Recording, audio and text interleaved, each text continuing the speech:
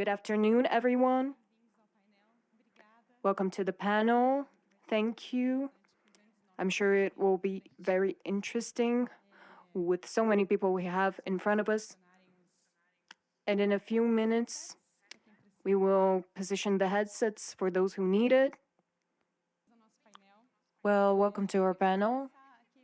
I would like to start here giving continuation to our discussions that we had so far, but I would like to start this panel by a more general question for our guests coming from different industry that can give us different perspectives on the topic. We know that Latin America, and in particular Brazil, is in a very interesting position right now when we talk about international and geopolitical economical forces, and we can notice that the US and Europe are trying to be more diverse and move away from China, for example. So when you talk about supply chain and commodities, and they see Latin America as an interesting destination for investments. And China is also trying to get closer to Brazil and see the region as an important destination. So I would say this is a somewhat special moment for us. And I would like to ask you, for all of you, that in the middle of these forces that we see, which opportunities do you see? You can begin, André, if you like. Thank you, Vanessa. Before I begin, good afternoon. It's a privilege to be here. And I will answer using the last TED Talks by Ian Bremmer, when he brilliantly says, and in 15 minutes, you can see that TED call, and he explains the three forces or models that will give us a direction globally. He talks about the military, the commercial order, and also the cyberspace order. In the case of China, it's the second order, and which is important to remember that commercial relationships between China and the US have grown over the last few years.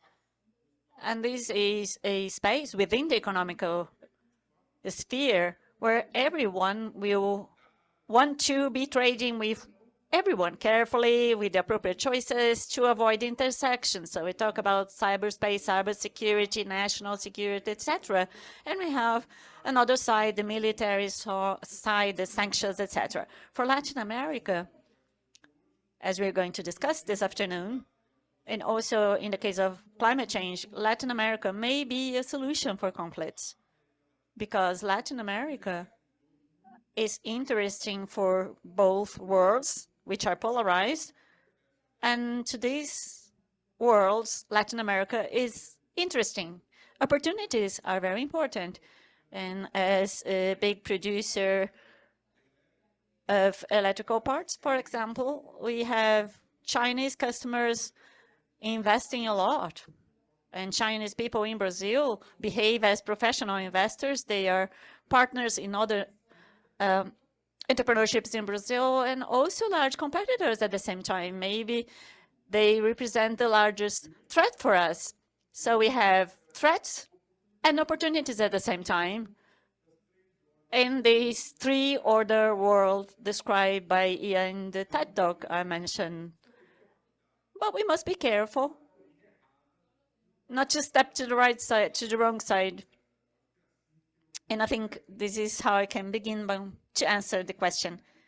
So challenges and opportunities sometimes walk hand in hand. Most of the time, I would say. Pedro, how about you? What do you think? Good afternoon. It's a pleasure to be back here. Thank you for the invitation from Eurasia, my friends from NASA, André, Sharon, and colleagues.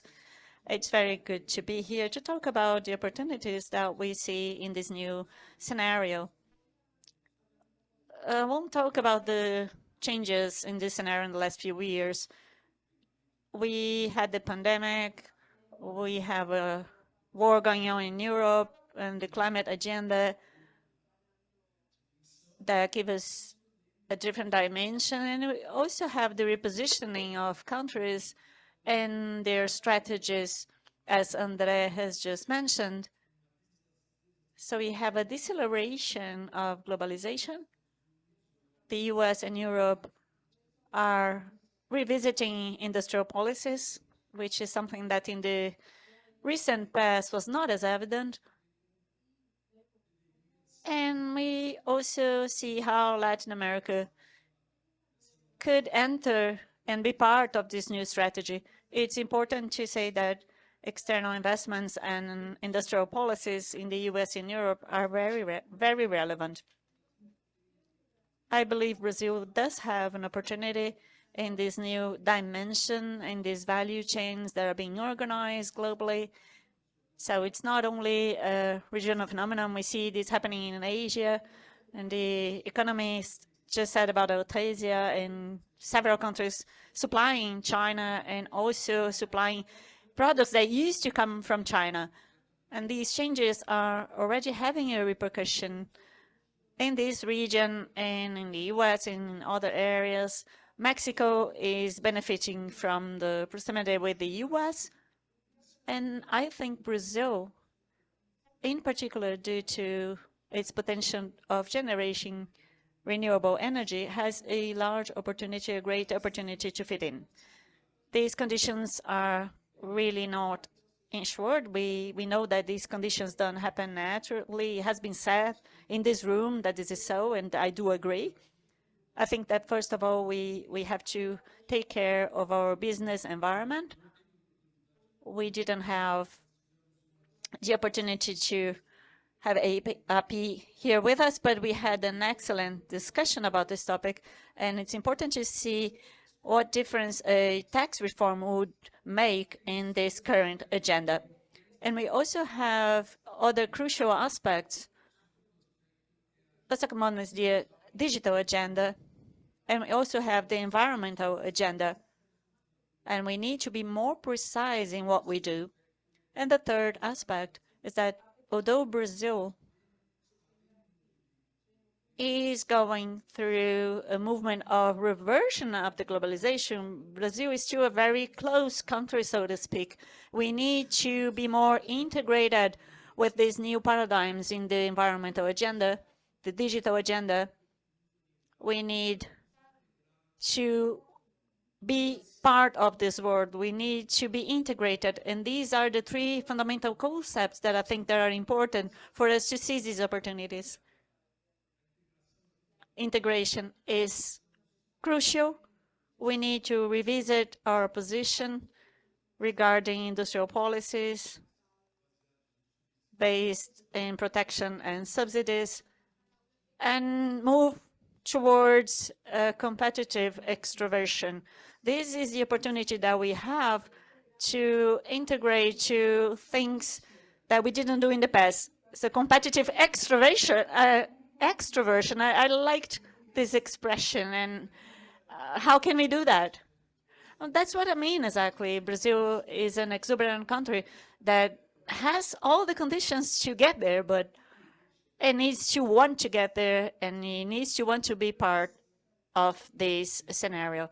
Moving away from the tradition of diversified businesses, so to speak, with low levels of efficiency, to become a country and an industry and business more verticalized, more specialized, based in comparative advantages. Very interesting. So several things: renewable energy, digitalization, globalization, integration, important words. Sherry, how is it going? Can you hear? Yes, yes. Wonderful. Sorry, thank you for your patience No with this. problem. It's a little static, but I've got it. Shall I repeat the No, question? no, I got it, but thank you so much. Thank you all for coming. And I think this is a really interesting question because we're seeing this, we can call it decoupling, de-risking, we could call it, disentanglement between Europe and the United States and China. And this is in the context, in my world, in climate and sustainability, it's in the context of increasing focus on environment, sustainability, social issues.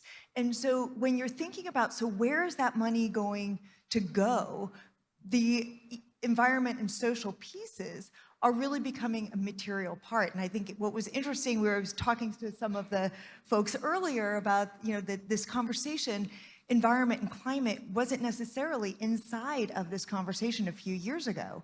But here it is, and in the first panel that had nothing to do really about climate and sustainability on the face of it, it was an economic growth panel, but yet it integrated. And so why is that? Why is everybody talking about it? Did everybody suddenly have a change of heart? It's not, I don't think it's that, but it's that the policies that are being put in place right now on social, on environment, on climate, on biodiversity are affecting materially the bottom line of companies. And the other thing is that it's not just that you have to look inside your own country. You have to look globally, because as we may start to regionalize our economies, we're kind of globalizing environmental standards. And so you have this coming out in a few ways, and looking specifically, Pedro had noted industrialization and industrial policy. Industrial policy is starting to integrate in a lot of major economies green considerations, right? There's one of my colleagues calls the IRA, the United States Inflation Reduction Act, an industrial policy and a Greenpeace t-shirt. Because it's not a green policy, it's an industrial policy, but it's moving toward green. And so I think that as we think about this, then you say, to get to your question, what are the opportunities then in Latin America? The opportunities around this decoupling down in Latin America there's plenty. So I'll just give a few examples, and this is in no way comprehensive. But it's already been mentioned that critical minerals are a big one. And you have critical minerals just as the extraction. Of course, in Latin America, the most relevant ones are copper and lithium. And then you also have the processing. And so Chile has been very good at at incorporating that in. I think if we're going to export that idea, it also requires not just an investment in physical capital, it's going to require an investment in human capital as well, and getting people trained. And that's where it was great to hear Lan from IDB. I think that's where some of the multilateral development banks can come in as well. If you're looking at, it's getting incorporated into trade,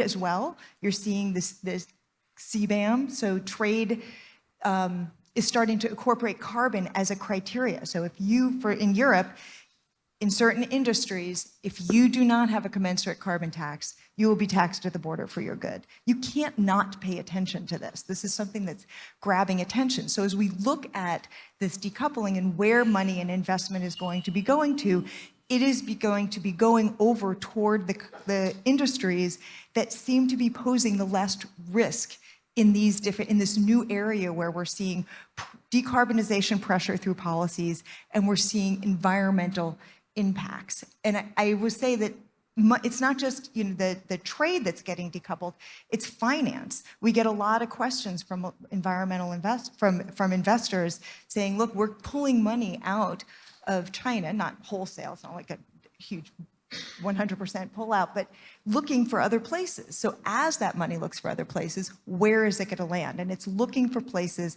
that don't pose environmental and social risks, that are now financial, environmental, and social risks. It's a matter of where it's flowing. Yes, yes. So this hook that Sherry left for us. Reach this point that Sharon has just mentioned in a context of a new government that's trying to position itself and tries to anchor its international efforts on the green theme, sustainability theme, climate change, trying to position Brazil as a destination for sustainable developments. So now the question is directed to Pedro. I would like to understand a little bit of your perspective and the history you have at Natura What do you think is missing in terms of public policy so we can really unlock sustainable financing investments for Brazil and Latin America?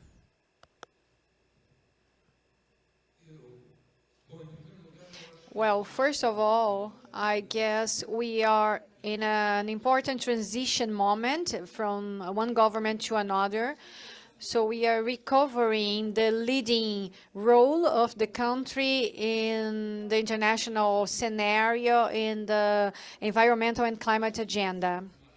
I guess this is a way to resume, and there are some positive aspects in this movement. And the country is, again, looking as a priority at the international agreements it signed in climate aspects. So this has been positive in our recent operation.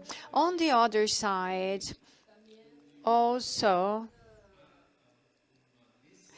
there was this need for Brazil to be qualified in this global discussion to address deforestation. And also this agenda has been addressed, resumed, I believe, by Brazil. Now, there are some challenges ahead, and they are important ones. First of all, we must have a positive agenda that relies on legislation and a House of Representatives that is still conservative and influenced by productive sector without a view of a future transformative agenda. Secondly, what I think is important is that the current administration maybe is taking some time to do that, to signal the roadmap, the governance of this process, so we can address the global agenda. Because we should concatenate all efforts so we can make it easier for the private sector to operate in this transformational agenda. There is still a lot of uncertainty in the energy sector, transportation. Are we going to electrify engines? Are we using biomass or what? So there are definitions we need to make so we can show the incentives for the public and private sector to go in this direction.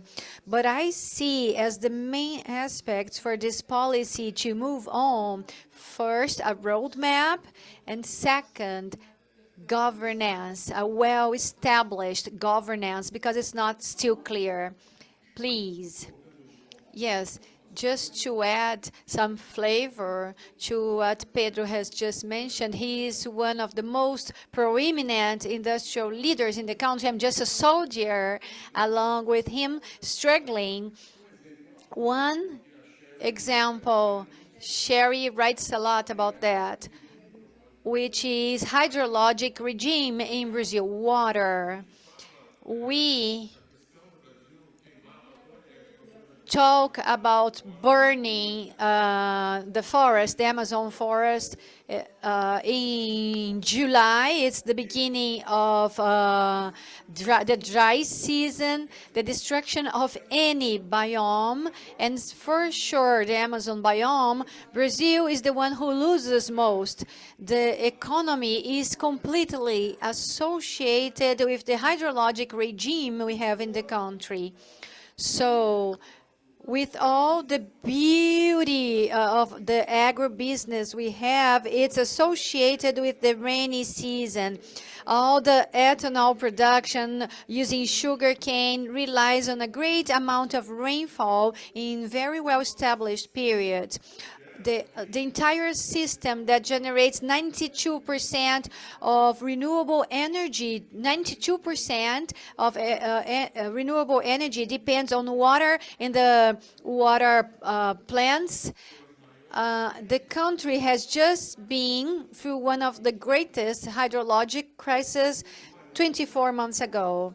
And the one that was most damaged, harmed, was Brazil due to hydrologic issues, just to say the least, not to mention the investments, being the fifth largest emitter. We could focus on other things. So there are just flavors, Vanessa, that are very absolute in Brazil.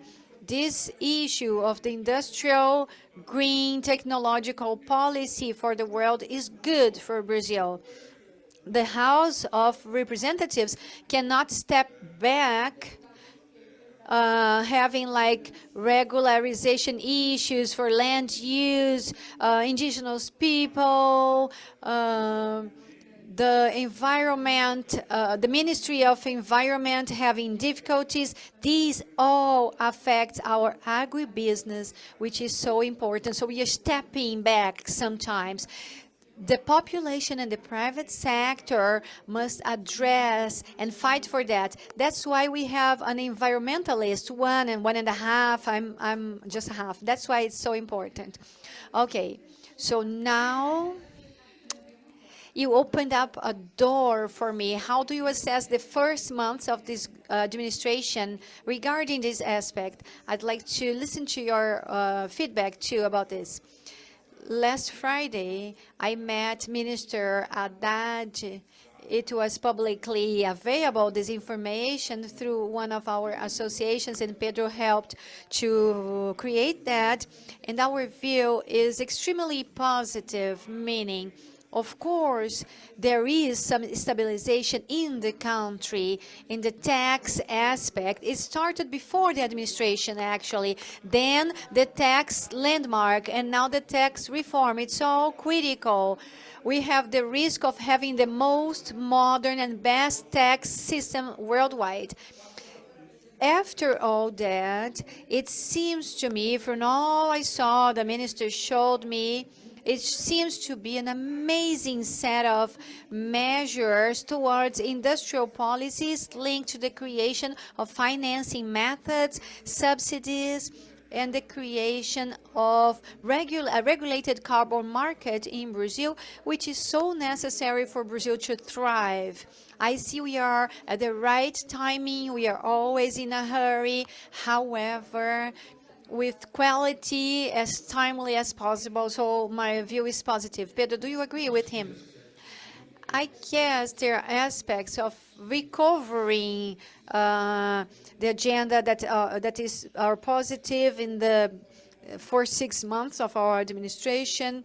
As I said previously, we can see we are getting back to the discussion at the global level with our commitments. On the other hand, the formulation of the economic policy combined with the development of the environmental agenda is not totally clear. I guess we are still lacking this guiding direction, because ultimately modernization of the country depends on the economic reforms. We are evolving, as we've seen in the panels today, but also in the introduction of this environmental agenda, the climate agenda, the potentials, the comparative potentials Brazil has to be able to position itself. So I guess this is the topic that we are still missing. Clarity. Yeah, we must have clarity of goals, a roadmap. Yes, and as I said, governance. Sherry, so if you think that, yeah, we are starting as they just mentioned, there are still many questions and challenges ahead of us. But I would like to ask you, how do you see Latin America, and especially Brazil, positioned in this discussion? And where are we laggards? Where are we more advanced, if you can say so? Can you give us your overview on that? Yeah, I think that there's a lot of policies moving forward in Latin America around renewable energy. There's several countries. Uruguay has very aggressive renewable, and of course Brazil has a lot of renewable energy resources. Hydro is a huge, it supplies most of the, I think you said 92%, yeah? 92% renewable energy in Brazil. And then moving away, you have a lot of other countries that are putting on very aggressive renewable energy targets. And again, I think that the renewable energy targets are a function of a couple of different things as you look around at why. Because I think the why is always so important. Because if you don't understand the why, then you don't understand how fragile these might be, right? If it's just because it's a political whim or then it can get moved around. But I think that it's a lot more solid than this. And the why for some of the governments to be moving toward renewable energy is one, the incredible reduction in price around renewable energy. I mean, I tell the story. I used to model economic modeling around where the United States could get their target for renewable energy for carbon back in the mid 1990s, and we had these models that were projecting renewable energy prices and other technologies. Batteries were a joke; they were never going to come on. And renewable energy, like we had these really aggressive models, and everybody would laugh at how aggressive these. We had 3 different models, and one of them had really aggressive suggestions on renewable energy. And the renewable energy prices today are so much lower than that. So even the people who were laughed at for making these very aggressive projections were still way off, and it's still way low. So that's one thing, is it's economically feasible.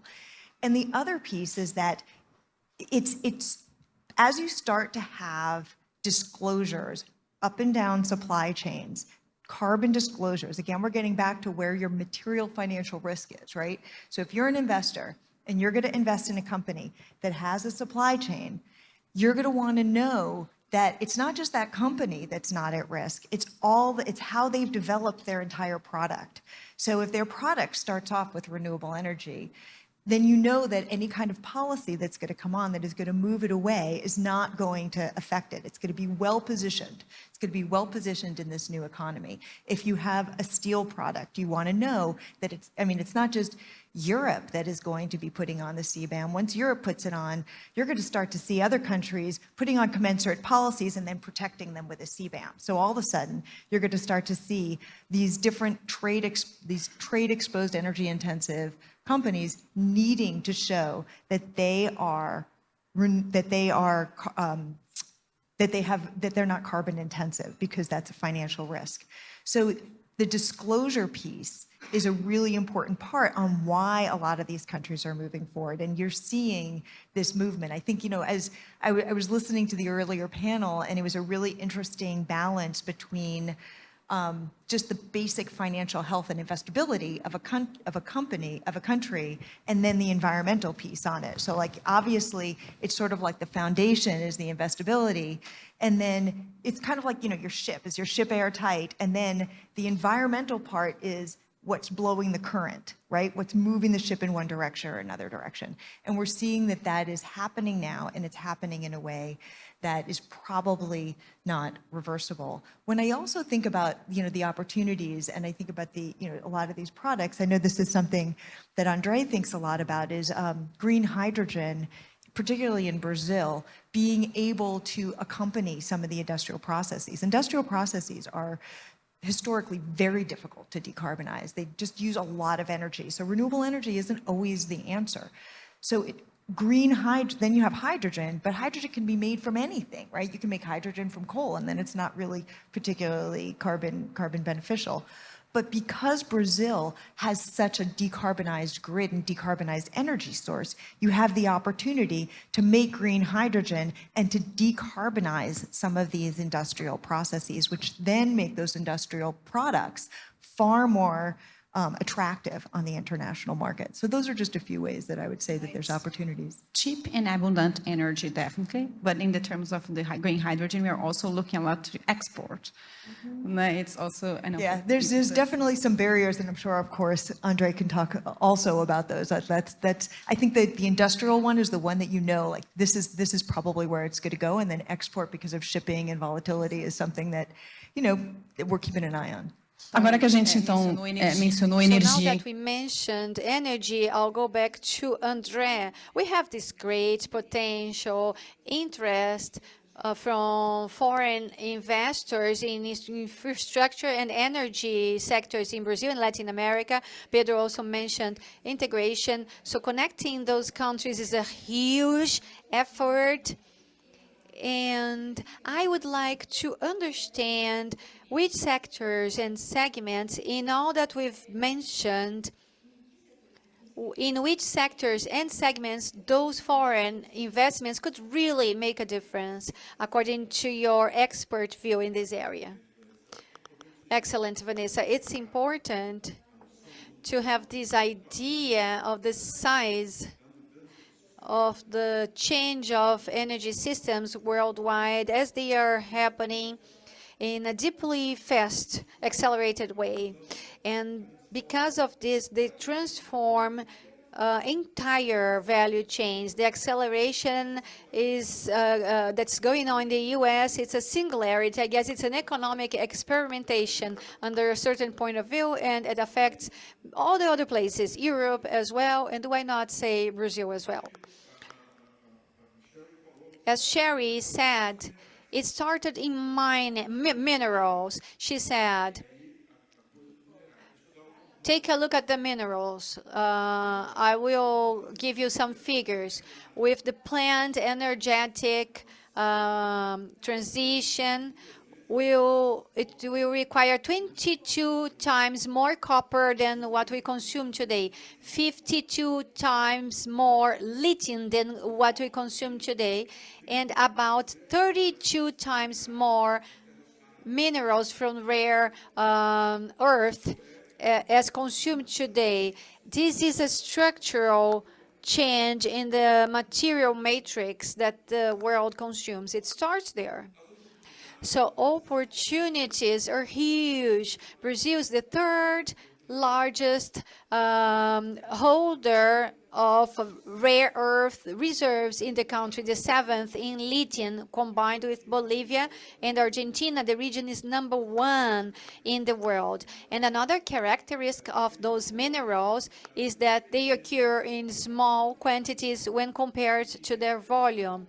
The ore extracted is between 0.9, 0.8, and 1% of the mineral of interest. So it must be processed locally. And the companies that will be using these minerals, as Sherry put it, Tesla, Ford, or any other, they'll be willing to know were those minerals produced in a sustainable way without slave labor, not affecting Amazon, using renewable energy? Did it distribute revenue? The S in ESG means something in G7 and something else entirely in the developing world. It means fighting inequalities. So that's where opportunities start. They're huge. And directing this to Latin America has another critical component that this forum discussed all the morning, especially in Brazil. Although we had those elections that were challenging, we have another component, which is D, from democracy. We produce all the green energy. We have the potential we have in a country that showed to be democratic, where the democratic values are critical. So this brings proximity to ESG agenda and attracts capital. I guess, given the set of natural resources, the slow but still important development of our regulation models, and D in democracy will make the region something very important because it's the solution for the planet. You can complement. It's more in the sense of reminding us that this morning, Ilo talked about the Amazon as an opportunity and not a problem. Brazil does have a huge opportunity when we talk about biodiversity and the transition to the green era. And the Amazon rainforest is an integral part for our productivity and also very important for the climate of the planet. And the bioeconomy associated with the Amazon has not been unveiled yet. Brazil needs to invest in research and development and innovation in a responsible manner. because there is a universe of opportunities in different sectors in which Brazil can make a difference by exploring this richness. So just to present yet another opportunity, we have been talking about opportunities several times. It's always good to hear the word opportunity, but I wanted to understand, based on your idea, Pedro, if you can name the #1 risk that Brazil faces that can interfere in the advancement of this agenda of attracting foreign investments for sustainability, ESG. What would be the #1 risk you could name that we face? I think that the #1 risk is always a political one, but thinking about politics, the #1 risk in Brazil is in the agenda of the past, in the old paradigms. The lack of perception about the transformation that's going to happen. We won't move forward if we keep on repeating or using the same old formulas that are still being used. Our industry must wake up to this new industry model. Our businesses need to be more open to the world. And again, citing or quoting, he said that energy is not for our own supply. Energy is for us to sell, export energy, since energy is a global demand. And this mindset, which is outgoing, is not the one that we have been adopting until now. And this is the #1 risk, in my opinion. How about you?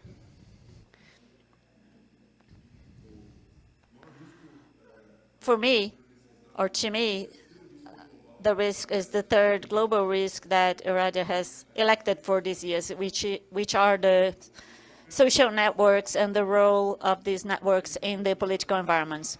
Brazil right now is trying to talk about the regulation of social networks, and we are facing a lot of interference and pressure even from the social networks themselves in this process. Our democracy was almost destructed by this sort of media. The effects on polarization created a lot of problems for our democracy, has promoted even more polarization that leads us nowhere, just brings violence. And this is present in our day-to-day life, and it's guiding the decision of our politicians with no control about fake news, misinformation, etc. And I can give you an example.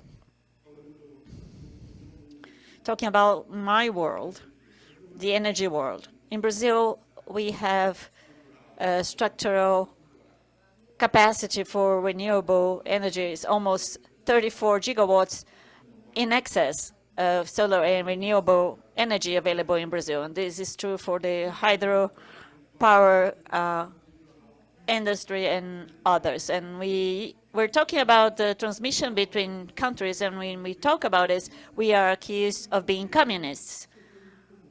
Oh, this is a communist idea. And now, maybe because of the renewable potential that we have, this can be one of the most interesting agendas that we have, to export this excess energy, not to sell it for 69 Brazilian reals a megawatt, maybe 200, 240 Brazilian reals to our neighbor country. Who is our neighbor country? We have Argentina, Venezuela, Peru, Colombia. We have important neighbors. And our geopolitics should be integrative. And in social media, this is described as communist, as a red initiative. And this is something that is very negative for the region and the countries. In the renewable energy world, diversity of demand is critical. We need to be close and connected to our neighbors. This is also fundamental. The re-emergence of Argentina is fundamental for us. And in social media, this is the evil and the good. Interessante. Sherry, for you, Yes. what is the biggest risk we face? But I want to take a little parenthesis and say something about what Andre was saying, which is that the social, I find what your point about the social difference between Latin America's priorities on social criteria and that of industrialized countries so interesting, because whether it be, because in Europe in particular, excuse me, is baking in their priorities of social into access to capital. So what that means then is for Latin American countries to access the capital, you have to not only care about your own social priorities, but you've also got to care about Europe's social priorities. Maybe not be fair, and it may be incredibly irritating, but it's the way that the capital is moving. So following, those regulations is going to be really important. And then I really liked what Pedro was saying about the mindset. And I think that Andre was also echoing. I think that's exactly right. That the mindset toward thinking that moving on environmental and social pieces is optional and nice and based upon a personal care for the world is a different mindset than I think where we are right now, which we've all kind of hashed out a lot, I think, on this panel. And if I could get a little more detailed, like these are kind of like broad sort of esoteric risks, but to a specific risk, I think that that's coming super fast that I don't think companies are paying enough attention to is the water risk. And I understand that in Brazil, the last couple of years, Brazil has been, very flush at the moment, and that's not a risk at the very moment, but as Andre had noted, a couple of years ago it was. And because of climate change, the water patterns are changing so drastically, and I think that this imposes three basic risks. One of them is that once water stress happens, your company could be at the short end of the stick of the political decisions, meaning that once there's water stress, governments are going to make decisions about who gets the water. And it's between, you've got demands from real estate, demands from agriculture, demands from industry, demands from consumers and just the citizens. And different governments are going to make different decisions about who gets the water.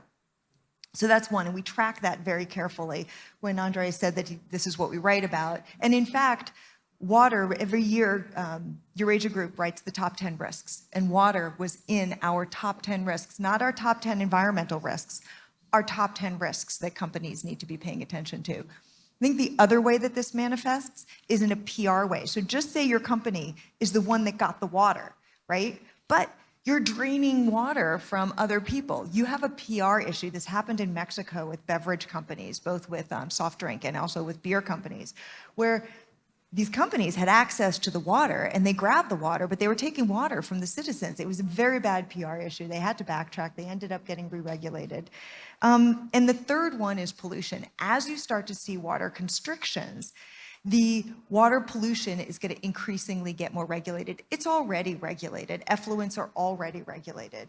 But this is going to be another increased regulation because governments are going to start to protect more closely their water sources. So this is one of the things that I feel like companies need to be taking a much closer look at in the immediate time. Yeah, it's a discussion that actually, as you said, like as a country rich in water, we might lack a little bit of more of those discussions. Né?